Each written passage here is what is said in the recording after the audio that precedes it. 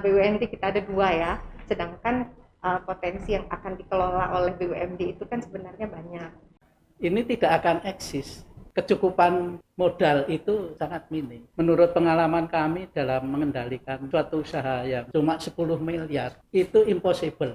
Bagaimana kemudian badan usaha ini, yaitu bekerja, berupaya dengan core bisnisnya, menggali potensi-potensi apa saja yang ada di daerah untuk meningkatkan potensi pendapatan daerah. Punya potensi untuk bangkit, untuk untung, untuk dapat memberikan PAD, bila mana mereka mampu memenuhi kuota dari kontrak yang mereka dapatkan dengan BUMD di Jakarta. Assalamualaikum warahmatullahi wabarakatuh. Waalaikumsalam.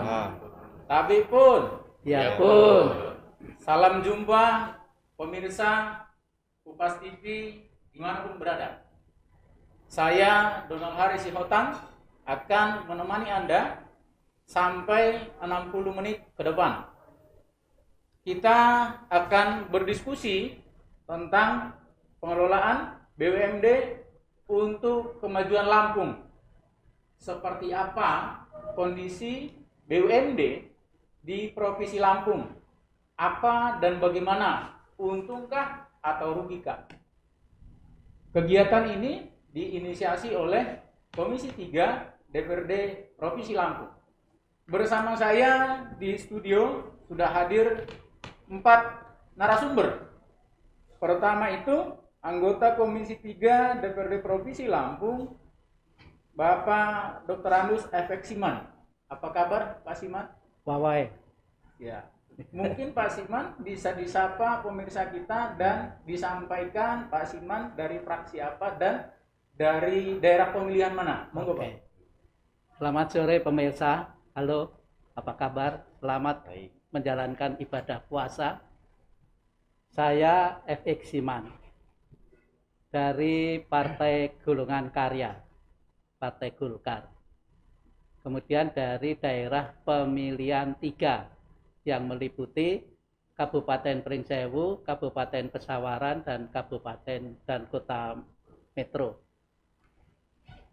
Saya ditugaskan oleh partai sudah selama 25 tahun. 25 tahun Pak ya? Iya. Luar biasa. Iya, luar biasa. Dari Lampung Selatan, Tanggamus, Pringsewu, dan di provinsi. Sekian, terima kasih. Wassalamualaikum warahmatullahi wabarakatuh. Terima kasih Pak. Mudah-mudahan ini masyarakat di daerah pemilihannya ikut nonton dan ikut berpartisipasi aktif nanti untuk memberikan mungkin ada pertanyaan atau masukan. Karena kegiatan kita hari ini adalah dialog interaktif. Kemudian narasumber yang kedua juga anggota Komisi 3 DPRD Provinsi Lampung, yaitu Bapak Imade Suarjaya SHMH. Apa kabar ini Pak Made? Baik Pak. Ya, Baik. terima kasih Pak Made. Ya. Mungkin bisa disapa juga pemirsa kita. Silakan Baik. Pak. Assalamualaikum warahmatullahi wabarakatuh. Om Swastiastu, selamat sore, salam sejahtera untuk kita semua. Tabe pun. Ya pun. Saya Made Suarjaya, Komisi 3, partai saya adalah Partai Gerindra, ya, pimpinan Pak Prabowo. Kemudian saya dari Dapil 7 Lampung Tengah. Dari Lampung Tengah itu kan satu dapil, ya. Oh iya Pak. Begitu Pak. Jadi kalau Lampung Tengah Dapil 7 satu dapil ya Pak Iya, ya? satu dapil. Sama-sama partai pemerintah dua-duanya. Iya. Ya, Pak. Baik, terima kasih Pak. Kemudian ini narasumber yang ketiga, Kabak BUMD dan Lembaga Ekonomi Pemda Provinsi Lampung, Ibu Rinfa. Apa kabar ini Ibu? Alhamdulillah baik. Sehat ya Ibu ya. Terima kasih sudah hadir di studio Kupas Tuntas.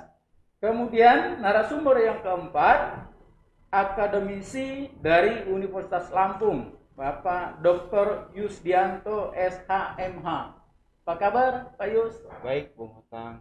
Selamat sore dan sampai jumpa lagi dan terima kasih atas kesempatannya.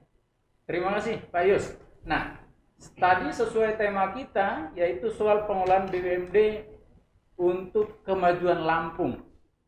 Jadi bicara tentang BUMD ini menarik ini. Karena BUMD dibangun itu untuk membantu pemerintah daerah dalam rangka mencari sumber penghasilan asli daerah. Nah, kemudian tentu pemirsa juga ingin tahu sebelum kita masuk ke materi tadi apakah BUMD kita untung atau rugi. Kita pengen tahu dulu ada berapa sih BUMD kita di Provinsi Lampung. Bu Rinfa, silakan Bu. Baik, terima kasih Pak. Berdasarkan peraturan pemerintah nomor 54 tahun 2017 tentang BUMD, itu yang dimaksud dengan BUMD adalah apabila saham satu perusahaan itu sebanyak 51% itu dimiliki oleh satu daerah. Dengan demikian, BUMD yang menjadi milik pemerintah Provinsi Lampung itu ada dua. Yang pertama adalah PT Wahana Raharja dan yang kedua adalah PT Lampung Jasa Utama. Jadi untuk saat ini ada dua BUMD. Ada dua. Itu ya Bu ya? Iya. Oke, terima kasih. Lalu kemudian itu bergerak di bidang apa saja Bu Rinfa? Iya. Untuk yang PT Wahana Raharja itu bergerak di bidang pertanian, kemudian aneka usaha, dan juga untuk satu lagi adalah perdagangan. Kemudian kalau untuk yang PT Lampung Jasa Utama itu bergerak di properti, jasa konstruksi, perhubungan, transportasi, energi, pariwisata juga. Jadi banyak masih juga ya, banyak. Ya, siap. Karena BUMD kita ada dua ya, sedangkan potensi yang akan dikelola oleh BUMD itu kan sebenarnya banyak. Jadi untuk sementara yang mereka berdua ini, dua BUMD inilah yang menangani potensi-potensi yang ada di Provinsi Lampung ini. Iya, iya. Nah ini Pak Mahdi, melanjutkan tadi Iya. disampaikan oleh Bu Rinfa, Iya. ini kan BUMD kita ada dua nih, Iya. bergerak di berbagai sektor, Betul. seperti transportasi tadi, pariwisata. Sejauh ini bagaimana perkembangan BUMD kita di Provinsi Lampung, Pak Mahdi? Ya, ya kalau pada prinsipnya kan BUMD ini dilahirkan untuk kembali menghasilkan pendapatan asli daerah ya, menopang pendapatan asli daerah. Tapi pada kenyataan yang kita tahu ini kan berproses. Ada yang BUMD yang sudah lama, ada yang baru kan seperti itu. Yang baru yang lama adalah Wahana Raharja ya, Wahana Raharja. Kalau kita lihat riwayatnya itu PD Wahana Raharja dulu PD Wahana Raharja ya sebelum menjadi PT ya, sebelum menjadi perseroan terbatas. Dia dari berdiri sejak tahun 69 kalau tidak salah, tahun 1969. Kalau dulu di perusahaan ini dulu sempat menguntungkan gitu, sempat menguntungkan. Tetapi kalau dilihat kondisi belakangan itu kondisinya justru hari ini cukup berat gitu, cukup berat. Karena apa?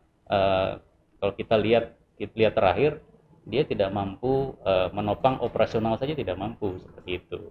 Tetapi kita lihat etikatnya, kita lihat etikat dari manajemen yang baru, karena bisnis dari PD Wahana Raharja ini, PT ya hari ini, PT Wahana Raharja hari ini adalah konsentrasi di bidang pertanian. Mereka punya kontrak kerjasama, kalau tidak salah itu dengan BUMD Jakarta gitu. BUMD Jakarta, dia bisnisnya adalah beras ya, dan bisnis beras. Ada kontrak sekian puluh ribu ya, ada sekian puluh ribu, dan kita sempat memanggil manajemen waktu itu nyatakan bahwa dari prospek yang ada sebenarnya PD Wahana Raharja ini punya potensi untuk bangkit, untuk untung, untuk dapat memberikan PAD, kontribusi PAD untuk pemerintah daerah Provinsi Lampung, bila mana mereka mampu memenuhi kuota dari kontrak yang mereka dapatkan dengan BUMD di Jakarta. Contoh umpamanya, anggaplah hari ini kontraknya 150.000 umpamanya seperti itu ya. Mereka belum bisa memenuhi sesuai target itu karena kapasitas mereka yang belum bisa begitu. Jadi saya melihat walaupun hari ini mereka merugi, tapi ada potensi di situ gitu. Itu yang patut dikembangkan. Kalau Lampung Jasa Utama ya, kita melihat juga sampai hari ini belum memberikan kontribusi positif gitu, belum memberikan kontribusi yang positif. Sembari kita lihat juga bagaimana perkembangan ke depannya, karena kita mesti evaluasi juga kan.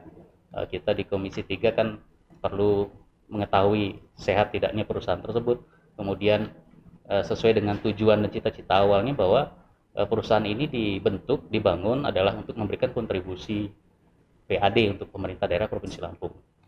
Nah, Pak Made, tadi kalau saya nggak salah tangkap, tadi Pak Made bilang kalau PT Wanara Harja dulunya itu sehat, hari ini kemudian merugi. Gitu.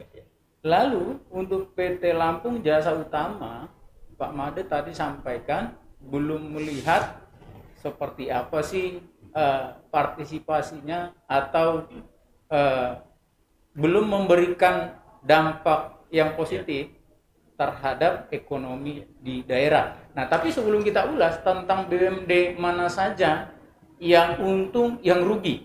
Nah, kita ingin tahu dulu seperti apa sih mekanisme untuk penyertaan modalnya dan berapa modal yang sudah digelontorkan untuk BUMD nih, Pak Siman? Iya, bicara modal memang kita cukup prihatin ya terhadap BUMD ini, karena seperti LJU itu pernah kita beri modal dasar itu 10 miliar. Oke. Suatu perusahaan yang harus menghidupi sekian banyak orang itu dengan uang 10 miliar. Iya. Ini bagi sebuah perusahaan ini sebetulnya ya perusahaan masih gurem lah ya. Istilahnya itu perusahaan yang belum, ini tidak akan eksis karena apa ya, kecukupan modal itu sangat minim. Jadi kalau kita mengharapkan dari BUMD ini akan menghasilkan ini, menurut pengalaman kami dalam mengendalikan suatu usaha yang cuma 10 miliar itu impossible, nggak mungkin ya, karena dari 10 miliar itu pertama kali dilepas itu sudah harus kehilangan 40%. 40% itu apa ya? Itu untuk biaya operasional. Oke. Iya, itu cost. Ya. Itu biaya operasional. Iya, biaya operasional. Sehingga ini kan dari 10 miliar itu yang bisa dioperasikan itu hanya 6 miliar. Iya. Dan dia harus menopang karyawan yang begitu banyak dan usahanya juga mungkin memilih jenis usahanya yang belum. Kalau menurut Pak Siman harusnya seperti apa, sebesar apa penyertaan modal? Ya kalau ini memang mau jadikan perusahaan ya minimal itu 100 miliar. Minimal. Ya, dan harus ini ditopang dengan biaya operasional 40%. Oke. Ya, jadi mestinya memberikan 10 miliar itu ditambah 4 miliar biaya operasional. Baru ini juga masih gurem, masih belum bisa berkembang apa-apa. Secara ekonomis ini cuma habis untuk biaya semuanya. Ini menurut pengalaman atau menurut pengamatan kami seperti ini. Sepakat nggak Pak Yusdianto dengan argumentasi tadi dari Pak Siman? Ya. Kalau saya sih yang jelas bukan persoalan pada perspektif modal. Modal itu salah satu yang mendorong terkait dengan pengembangan usaha BUMD. Tapi yang jelas kalau di beberapa hal yang perlu kita sampaikan ke publik, pertama gini, konstruksinya berbegini. BUMD ini kan secara umum dan khusus itu merupakan mesin pencari uang. Kita harus pendapat itu. Badan usaha milik daerah sebagaimana disampaikan Bu Rinpa tadi berdasarkan PP 54 tahun 2017 tentang pembentukan tentang BUMD, salah satunya adalah ya yang turunan dari Undang-Undang 23 tahun 2014, fungsi dan kedudukannya. Badan usaha ini adalah mesin pencari uang pemerintah daerah, mesin pencari uang pemerintah daerah. Maka kemudian keberadaan BUMD ini harus memberikan kontribusi yang sangat signifikan dan positif terkait pemerintah daerah. Apa kontribusinya adalah bagaimana kemudian badan usaha ini yaitu bekerja berupaya dengan core bisnisnya, bagaimana disampaikan oleh Pak Made tadi dan Pak Siman tadi, core-nya itu dapat mendorong dan menggali potensi-potensi apa saja yang ada di daerah untuk meningkatkan potensi pendapatan daerah. Itu poin paling utama.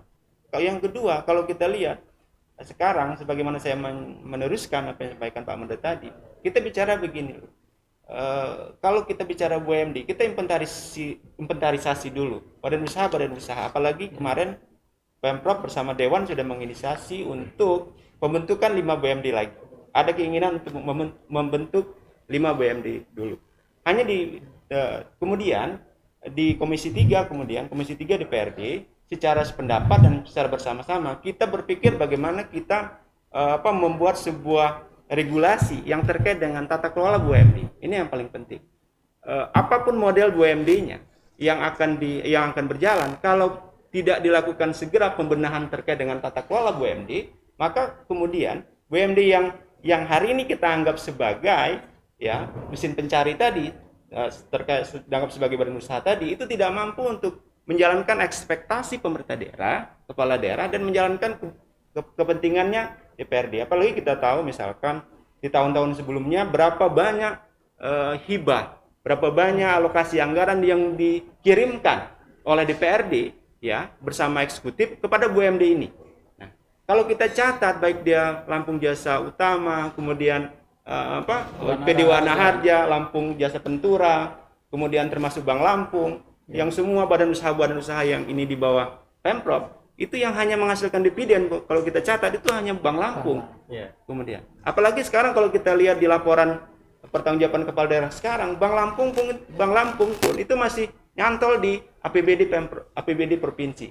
Jadi artinya kalau kita lihat konstruksinya dalam hal itu, maka kita berharap hal yang paling penting dalam hal yang perlu kita sampaikan ada di sini di forum dialog ini adalah bagaimana kita mendorong tata kelola BUMD yang baik, yang arahnya itu adalah good corporate governance. Good corporate governance. Jadi kita menggeser pola-pola pengelolaan BUMD yang polanya tradisional, yang apalagi yang terkonfirmasi atau terkonfirmasi dengan pola-pola birokrasi, tapi kita mendorong menuju pada perusahaan yang modern. Ini yang paling penting. Kita menggeser pola-pola BUMD yang tradisional itu menuju perusahaan yang modern. Bagaimana kemudian BUMD ini dikelola oleh orang-orang yang profesional, dikelola oleh orang-orang yang punya kapasitas, dikelola oleh orang-orang yang punya kompetensi, kemudian dia mampu untuk menggali potensi-potensi apa yang ada di daerah.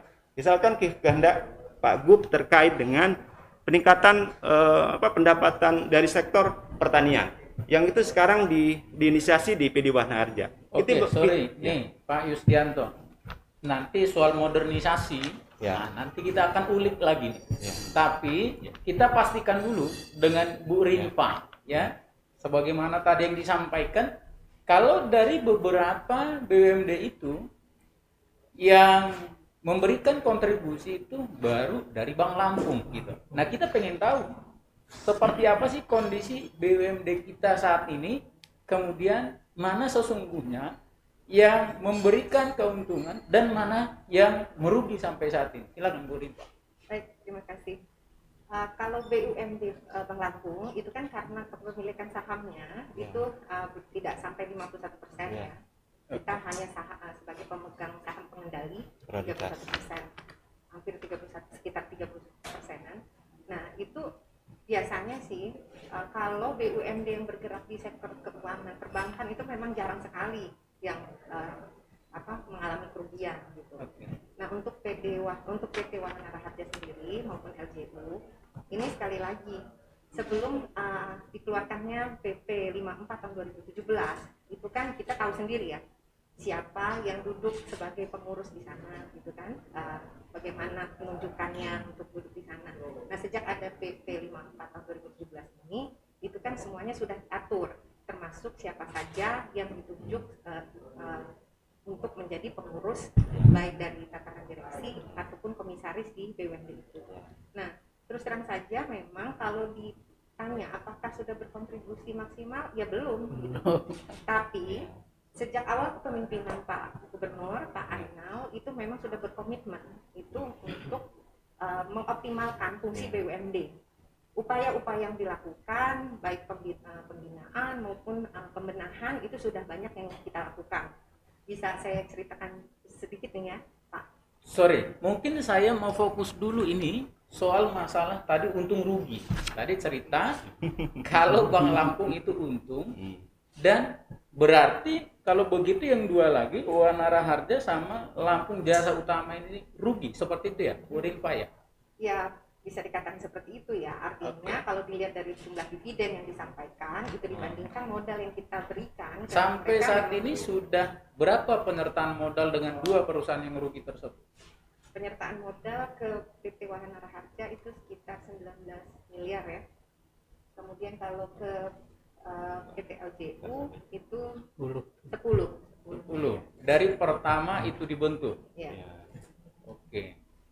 Nah, saya mau terus ini dengan Pak Made nih. Ketika cerita seumpama soal masalah rugi, ini tentu kan ada evaluasi nih dari DPR. Ya kan, DPRD.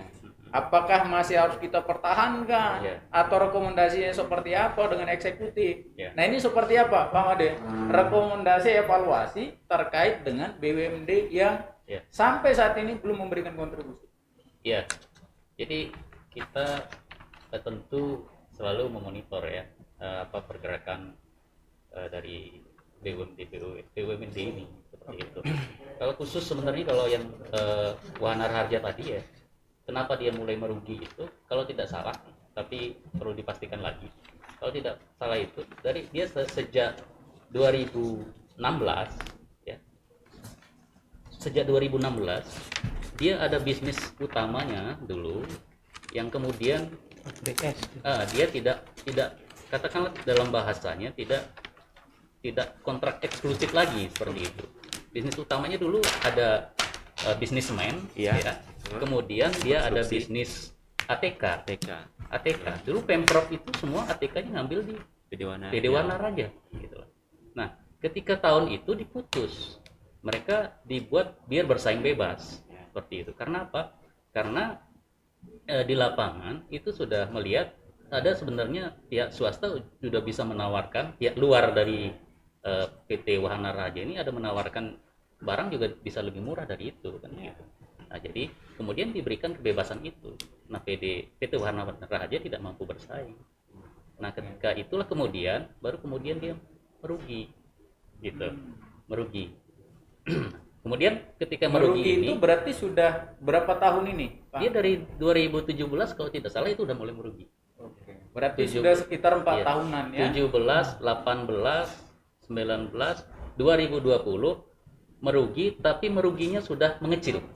Kenapa? Karena dia sudah punya bisnis baru yaitu bidang pertanian tadi, beras tadi yang saya ceritakan tadi. Gitu. Nah, potensinya ada di sini. Gitu. Maka waktu itu saya pernah menyarankan sama manajemen agar fokus pada bisnis yang sudah mereka eksis hari ini yang menguntungkan gitu. Hari ini mereka menyatakan bahwa kapasitas mesin penggilingan padi, penggilingannya masih tidak mencukupi sesuai kontrak dengan BUMD Jakarta begitu. Maka itu kan artinya manajemennya yang perlu mensiasati itu seperti apa. Kan banyak UMKM di bawah juga mereka bisa kerjasama begitu. Jadi kita menyarankan waktu itu agar fokus ke bisnis itu. Kemudian kepada pemerintah juga kita sarankan untuk pembenahan manajemen. Jangan sampai juga di BUMD ini ya hanya sebagai alat penampung pensiunan yang sudah tidak produktif, sudah nggak punya gairah. Nah kan ini BUMD turun semangat. BUMD ini kan harus nyari untung dia harus bersaing kan, dia harus bersaing, ini perlu energi muda, energi ekstra seperti itu. Jadi butuh orang-orang yang masih inovatif, betul. Gitu ya. Betul. Punya kemampuan Oke. Nah, ini dari Pak Siman mungkin mau menambahkan di pertanyaan yang sama, dengan kondisi BUMD kita yang terus merugi, kira-kira langkah apa yang harus dilakukan? Jadi tahun 2018 hasil LHP BPK itu kondisi LJU ini memang sudah nggak menguntungkan. Oleh sebab itu waktu itu Pansus merekomendasi untuk dihentikan operasionalnya. Oke, ditutup. Iya. Dihentikan, tidak ditutup. Artinya ini karena memang merugi kan. Iya.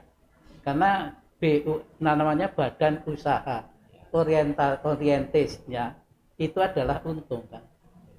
Jadi seluruh core business itu harus menguntungkan. Kalau rugi ya namanya bukan badan usaha. Iya. Jadi prinsip yang namanya badan usaha itu ya usaha dan menguntungkan. Ya. Oleh sebab itu waktu itu Pansus LHP BPK itu menyarankan ini dihentikan. Jangan, tetapi dengar-dengar belakangan itu justru akan ditambah dengan modal.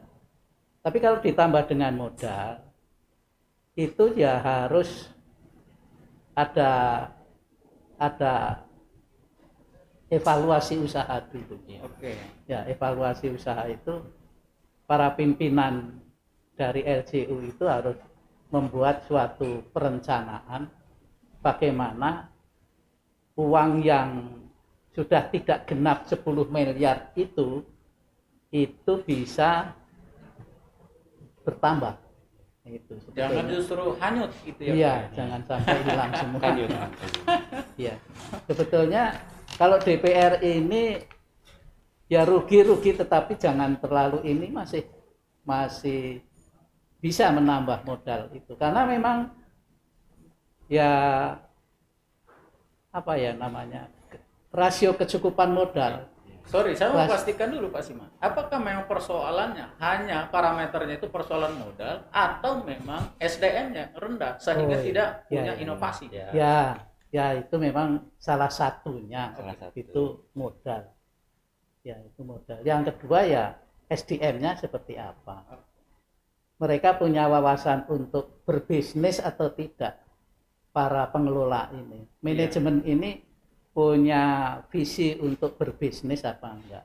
Iya. Bisnisnya ini mestinya kalau mau bisnis yang ini yang juga bermanfaat bagi masyarakat. Jadi mereka ini harus benefitnya apa sebetulnya dalam bisnis ini. Bagi masyarakat itu apa benefitnya? Ini yang kita harapkan sebetulnya seperti itu. Nah ini Pak Yusdianto sama dengan pertanyaan yang tadi itu, kira-kira bagusnya seperti apa? Kalau memang BUMD itu dari tahun ke tahun merugi, seperti tadi disampaikan 4 tahun belakangan ini kan merugi terus. Kalau diteruskan, ini bukan justru membantu pemerintah daerah, tapi justru kan jadi beban pemerintah daerah. Gitu. Seperti apa? Yang pertama begini, saya, Pak Siman, Pak Made selalu mendengarkan dan beberapa kolega di Pansus Komisi 3 di Komisi 3 itu saya selalu mendapatkan informasi dan para anggota selalu menyampaikan permasalahan yang hari ini membelenggu BUMD. Itu pertama itu bicara mengenai cakupan modal. Betul yang dibilang Pak Siman tadi. Cakupan modal terkait dengan BUMD. PD Wana Harja, Lampung Jasa Utama dan beberapa unit usaha Pemprov yang skalanya di bawah. Kan ada bukan hanya bentuknya PT, tapi ada yang bentuknya CP juga, yang unit-unit usaha kecil yang itu juga masih banyak. Kemudian yang kedua yang perlu diperhatikan, permasalahan yang sekarang membelenggu itu kan persoalan manajemen yang seperti dikatakan. Manajemen itu bicara tata kelola BUMD. Tata kelola kita itu masih sangat tradisional, sangat orientasinya adalah bagaimana pengelola itu cuma cari untung, bukan cari bagaimana bisa mengembangkan usaha, kemudian bisa mendorong dividen APBD. Kemudian yang ketiga, yang keempat yang kita inventarisir dari persoalan itu adalah itu pola layanannya itu bukan pola usahanya. Itu usahanya usaha yang tidak produktif gitu loh. Tidak produktif, tidak punya inovatif. Misalkan sekarang ini kita lihat kita membutuhkan usaha inovasi digital, katakanlah begitu. Jadi kita melihat bentuk-bentuk usaha yang dilakukan itu usaha-usahanya yang masih pasarnya ya pasar lama gitu, pasar lama belum pasar milenial gitu. Jadi sasaran pasarnya jadi yang pasarnya terbatas gitu. Iya, sasaran terbatas. Kemudian yang berikutnya kita melihat terkontaminasi dengan pola-pola birokrasi dalam BUMD ini. Padahal sebetulnya kita pengen BUMD ini sudah kerja cepat, maksimal gitu loh. Yang ada adalah teman-teman yang di BUMD ini harusnya, makanya kita berharap dalam forum ini kita berharap teman-teman BUMD hadir. Beberapa kali sudah diinisiasi Pak Made dan Pak Siman waktu itu di Komisi 3 untuk diminta hadir BUMD untuk ditanyakan mengenai kinerja BUMD. Kita pengen tahu apa yang sudah mereka lakukan, apa yang sudah diperbuat, apa yang sudah dilaksanakan, dan kemudian apa saja hambatan dan masalah yang terjadi di BUMD itu. Lalu kemudian yang kita lihat berikutnya adalah yang segera memang didorong adalah bagaimana kemudian menyelesaikan problem yang ada terkait dengan pengelola BUMD itu. Pengelolanya yang perlu dilihat, karena rata-rata pengelolanya itu betul tadi kata Pak Efek dan Pak Made bahwa pengelolanya ini bukan kalangan yang tepat gitu ya. Sudah tepat tapi bukan yang profesional gitu loh. Nah, makanya itu kita berharap sebetulnya dalam forum dialog ini ada beberapa persoalan yang kemudian membelenggu, Bang Hotang ya, membelenggu di BUMD ini harusnya memang menjadi salah satu alasan untuk membenahi dari BUMD itu sendiri. Banyak hal yang harus kita benahi, apalagi orientasi di PP 54 itu kan jelas bahwa BUMD yang dibentuk dan dibuat dan dilaksanakan itu BUMD badan usaha yang mampu untuk ya mendorong pendapatan daerah. Dia menjadi alat pemerintah daerah untuk mencari dan mengeksploitasi dan melihat resource apa yang harus misalkan BUMD bidang energi. Saya kira kalau kita lihat, ini kan sudah diinisiasi juga oleh Pemprov, Badan Usaha tentang Energi. Kita lihat di 2035, kita akan mengalami kebutuhan energi yang cukup luar biasa. Kalau kita tidak inisiasi dari sekarang melalui Badan Usaha, maka saya kira kepentingan dan kebutuhan energi kita ke depan itu akan putus gitu loh. Akan tidak bisa kita jangkau. Maka saya kira itu yang paling penting adalah itu tadi. Hari ini kita mendorong bahwa badan usaha ini harus segera melihat pada jangka pendek, jangka menengah, dan jangka panjang. Sehingga problem-problem yang hari ini terjadi tidak lagi seperti problem yang sebelumnya. Ini kan kadang-kadang saya juga perhatiin. Misalkan gini, perilaku BUMD. Yang kadang-kadang membuat, yang pertama kita punya rasa yang percaya terhadap BUMD. Akibat perilaku oknum yang di BUMD, ini kemudian membuat publik ya, termasuk kita dari kampus melihat itu cukup disayangkan gitu loh. Harusnya dengan kucuran modal, apakah dia katakanlah kata Pak Siman tadi 10 miliar, dan 19 miliar kata Mbak Rinpa tadi, harusnya kan mampu untuk memberikan kontribusi yang positif. Itu yang paling penting. Tetapi pada perjalanannya beberapa pelaku di BUMD itu kemudian memberikan stempel merah gitu loh, Bang Hotang, stempel merah terhadap para pelaksana BUMD ini. Bukan semuanya, tapi oknum-oknumnya gitu. Nah, ini Bang Yusdianto. Sebenarnya persoalan BUMD merugi. Ya. Kalau kita lihat sih memang tidak hanya di Lampung saja. Oh, iya. Hampir di berbagai daerah, bahkan bukan cuma BUMD, BUMN juga seperti itu. Iya. Selalu kalah bersaing dengan swasta. Nah, ini kira-kira kenapa, Pak Yusdianto? Ya. Saya kira banyak hal yang turut serta ya. Banyak hal yang turut serta mendorong BUMD kita ini tertinggal jauh. Betul memang, misalkan beberapa kalau kita meng-capture ya, Bang Hotang ya, apalagi Kupas Tuntas juga fokus di persoalan penegakan hukum ya. Misalkan beberapa perkara yang terkait dengan BUMD ada yang di Lampung Barat, kemudian ada yang di provinsi. Ini kan terkait dengan orang-orang yang mengelolanya. Saya punya keyakinan kok, dan saya mendapat informasi dari para anggota Komisi 3 mengatakan kalau BUMD ini dikelola oleh orang-orang yang tepat dan profesional, pasti dia akan daya ungkit, daya eksplorasinya dan daya hasilnya itu akan cukup luar biasa. Jadi kuncinya gitu, orang yang pas di posisi yang tepat gitu ya. Iya.